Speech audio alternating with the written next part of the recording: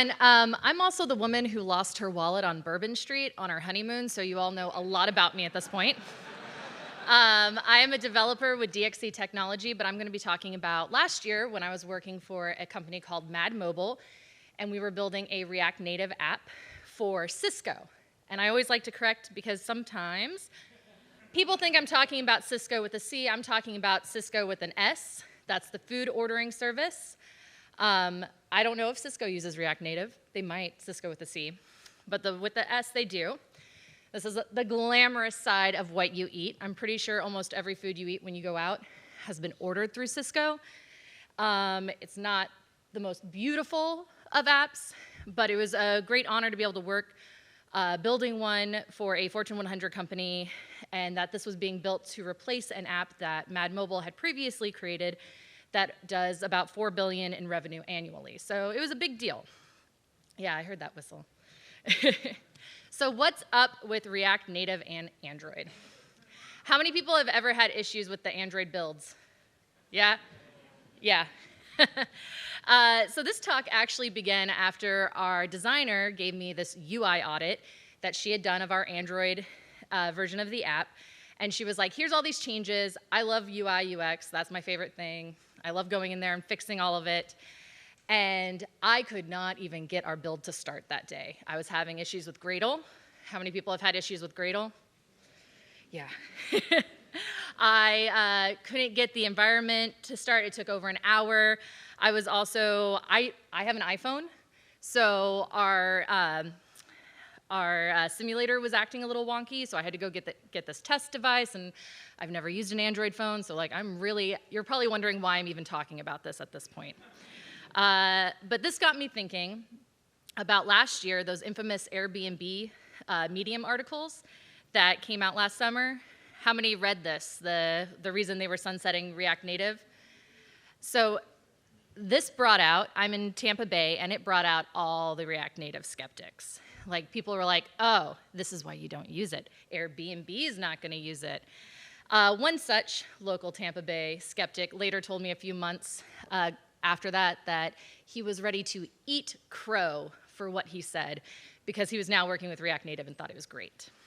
Of course, this led me to a question of, what are their reasons for sunsetting it? Should they be our reasons to be skeptical of using it? How is this going to affect us?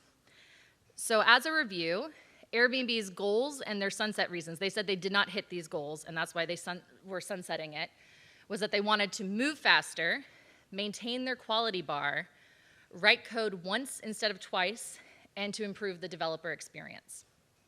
I will say my team hit all those goals, that we were able to do some fantastic cutting-edge stuff, but we have some reservations, and it usually came down to the Android side of things. Also, when I was here last year, I remember hearing quite a few companies that no longer did React Native for Android. They were continuing it with iOS, and so this got me thinking, and I started talking to my team, and our perspective was that some of the biggest issues come down to JSX sensitivity, configuration for custom modules, styling and animations, and an iOS-first mentality. So I want to say that from what I've been hearing from the talks and people who work with React Native Core and all of it, it sounds like a lot of things are being fixed. This is based off of last year. So if things are changing, I'm not trying to make digs at anyone. So apologize in advance. But the first thing was JSX sensitivity. We had so many issues. We had to be very explicit with errant nulls, with the short circuit operators. I spent a whole 2-week sprint going through and having to change the double and operator and actually turn them into ternaries, because while iOS was very forgiving, Android wasn't. And I'm hearing some yeah, I'm hearing that. I'm hearing some people agreeing with this. So I spent 2 weeks cleaning that up, and then I spent another 2-week sprint on all the PRs going, stop it, don't do that, I've told you not to. Sometimes developers don't like to listen. I say that as someone who doesn't like to listen sometimes. We also ran into configuration for custom modules. One of the things we were doing was that we needed to provide keyboard shortcuts, and we needed to be able to provide control and command, because we were trying to replicate a desktop experience. So when we did that, we had to detach from Expo. We were originally, based on when the project started, locked in with Expo, and Expo actually warns you. They tell you, you really don't want to detach from us. We had to because we needed to make these custom modules, and unfortunately that meant then every time there was an update that one of our senior devs had to spend like 2 days just trying to get everything back up and running because it just wanted to crash everything. Has anyone detached from Expo and had those experiences? I see a few hands. If you haven't, you're lucky. So styling and animations. I always say that you need to embrace the ones that it comes with or be prepared to debug and work natively.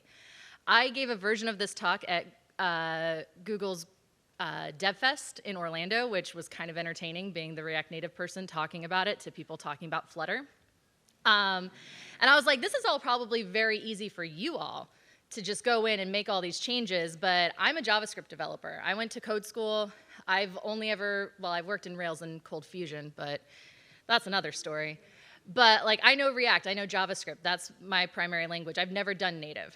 And so having to go in and dig into these things and trying to make the adjustments was very slow and arduous. This is just an example. The second one was how Android handles certain sizing and font weights differently. We had these stylings all over the app because I had to go in and it was not as bold as it needed to be, or the size wasn't the right size on the text, and that we just wrote all these is Android ternaries all over the place. Further example was when we started trying to finally accommodate Android tablet.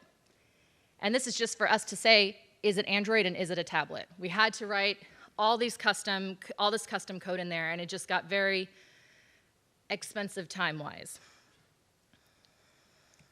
And finally, I think the biggest thing with our project was an iOS-first mentality.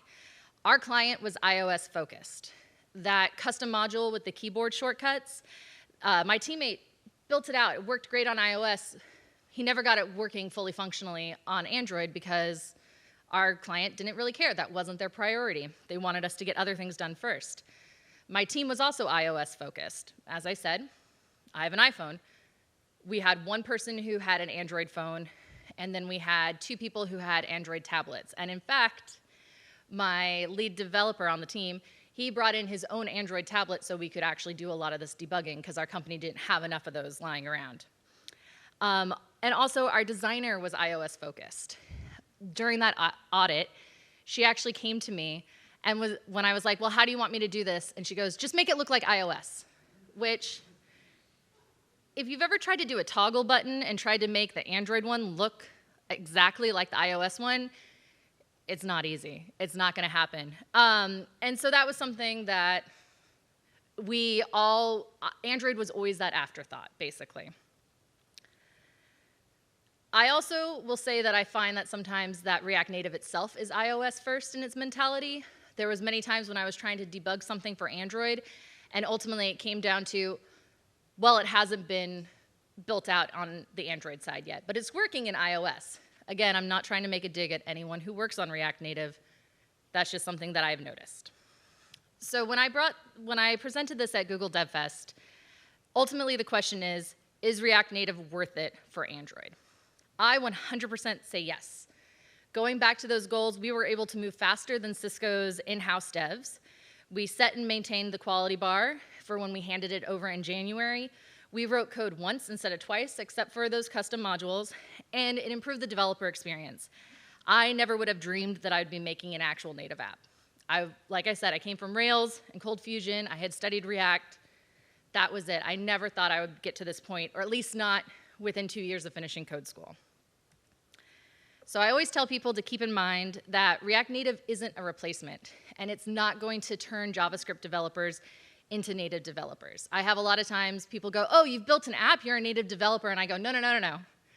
I know JavaScript and I know React. I know that really well. I'm not a native developer. Have I made a native app? 100% though. Ideally, a team would include at least one Android and one iOS dev for support, and looking back on it, the biggest thing would be to plan for those differences. If I could go back, I would go to our designer and say, I need Android and iOS from the get-go. Don't try and tell me to make it look like iOS. It's not happening. So those are my tips for working with it.